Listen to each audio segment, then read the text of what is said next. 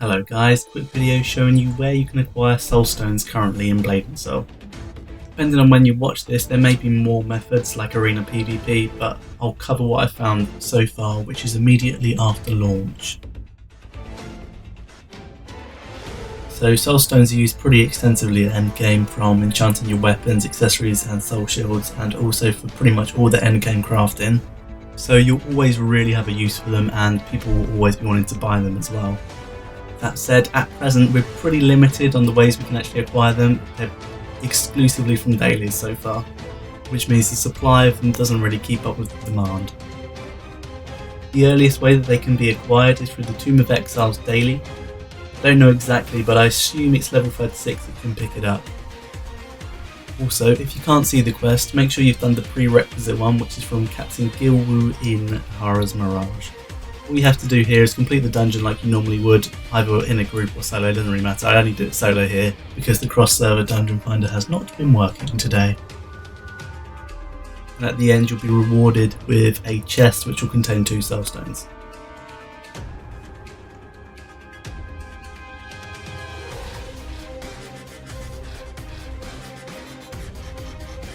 From here on out, the only source of soul stones is from faction PvP quests, so make sure you put on your faction PvP outfit. The first set of quests is from Shipwreck Shallows in Hogshead Pastures. So teleport to your respective beach outposts and you'll receive 2 daily quests here.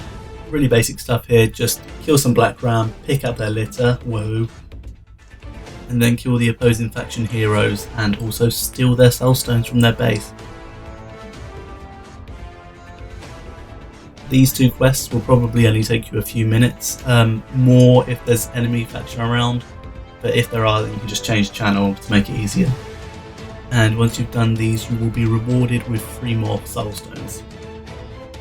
The final and the main way really of getting soul stones is by completing more open world PvP quests in the Misty Woods. Here you will receive 7 quests, most of which will reward you with soul stones. The majority are pretty simple kill or collect quests in the Talos Forward base, which are incredibly easy to do. If you can't receive your quests when wearing your uniform, you may need to rank up within your faction a little bit. To do so, go to the contested area in the Scorching Sands and complete the dailies there until you are a rank private. In addition to these pretty simple quests, there's 3 more which will probably take you a little bit longer. The first of which requires you to kill enemy faction NPCs in their base. This can be a little bit difficult if there's enemy players around. You have to pull quite, not challenging monsters, but they take a lot of time to kill, and they do hit a little bit harder than the rest as well. The next quest is to kill 10 enemy players. My advice is just to be as big a dick as you can. If you see an enemy player and they're killing a monster, just kill them and guarantee that they would do the same to you. So don't feel bad, just get it done. Again, if the spot is too crowded, either with friendly or hostile players, then switch to another channel. The Misty Woods has dozens of channels, which means you get to pick where you want to go. The final quest, and it's also the most rewarding one as well, is to kill Blackworm. Blackworm is a huge field boss in the Misty Woods, which will require some organisation between your faction. You'll need quite a lot of people to get it. So rather than waiting around for people to do it, normally I just keep an eye on faction chat and see what people are doing, and if people are going to go kill Blackworm, what channel they're on, etc, etc.